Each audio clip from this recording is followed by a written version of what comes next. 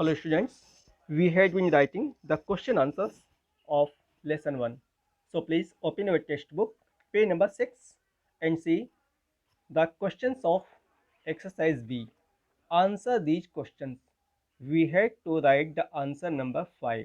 Please see the question number 5 in your textbook. बेटा अपनी किताब में आप बी वाले एक्सरसाइज का क्वेश्चन नंबर 5 देखिए. See in your book please. Question number 5 is which picture from the owlish days does the author carry in his mind? यानी जो औलेट्स थे उस उनके बचपन के दिनों की कौन सी बात, कौन सी तस्वीर लेखक के दिमाग में आती है, किस बात का उल्लेख करता है? तो चलिए बेटा इसका आंसर ऐसे होगा. Answer number 5, the author tells us, लेखक हमको बताता है, the author tells us that when he thinks about those owlish days, जब उन आउलेट्स के बचपन के दिनों की बात को सोचता है, he reminded of grandmother, तो उसे अपने दादी की याद आती है. He reminded of his grandmother sitting in her rocking chair, sitting in a rocking chair with a content look for outlets. यानी उन्हें याद आ रही लेखक जी को कि उनकी दादी जी अपनी रॉकिंग चेयर, यानी rocking chair is that chair which can remove around it, यानी जो हिलती जुलती है, इधर उधर घूम फिर सकती है ना, इजी चेयर जो मूव कर सकती है ना, उस पर वो बैठी हुई दिखती हैं. कैसे? विद ए कंटेंट, पूरी संतुष्टि के साथ, एकदम प्रसन्नचित मुद्रा में. लुक फॉर आउलेट्स, उन आउलेट्स को देख रही होती थी अपनी रॉकिंग चेयर में और बहुत कंटेंट अपने को फील कर रही थी.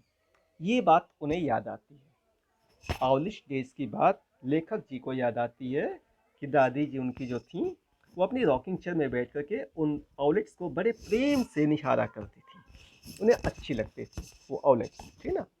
चलिए next.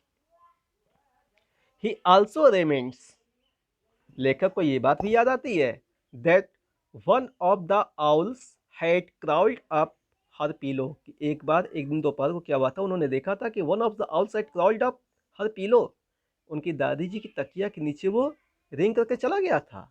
And both where snoring, और दोनों के दोनों एक साथ सो रहे थे. मतलब grand mother did not remove that owl, दादी जी ने उसको भगाया नहीं, बल्कि वो उसके साथ सो गई. दोनों के दोनों खर्राटे ले रहे थे सो करके. तो ये दो बातें लेखक को आउलिश डेज की याद आती हैं. ठीक है, चलिए बेटा next question number 6. See in your textbook. Question number 6 is describe two events, उन दो घटनाओं का उल्लेख कीजिए. Describe two events from the story that show grandmother like the owlets, यानी दो ऐसी घटनाएं बताइए जिससे ये पता चले कि दादी जी आउलेट्स को लाइक करती थी, उन्हें पसंद थी वो आउलेट्स. चलिए बेटा let us see the answer of this question. So here is the answer number 6. Two events, वो दो घटनाएं, which show that grandmother like the owlets were as below, वो दो घटनाएं ऐसे थी, देखिए कैसे थी. फर्स्ट इज she frequently यानी the grandmother frequently fed the owlets spaghetti, यानी हमेशा अक्सर वो स्पेगेटी खिलाती थी. why did she feed spaghetti? because she was fond of those owlets, so that she used to feed those owlets spaghetti, यानी उन्हें spaghetti खिलाती थी. Spaghetti it is a kind of dish, just as Maggi, सेवई, ठीक ना. तो अक्सर वो उन आउलेट्स को स्पेगेटी खिलाती थी. ये बात प्रूव कर रही है कि उन्हें वो पसंद करती थी. ठीक बेटा नेक्स्ट.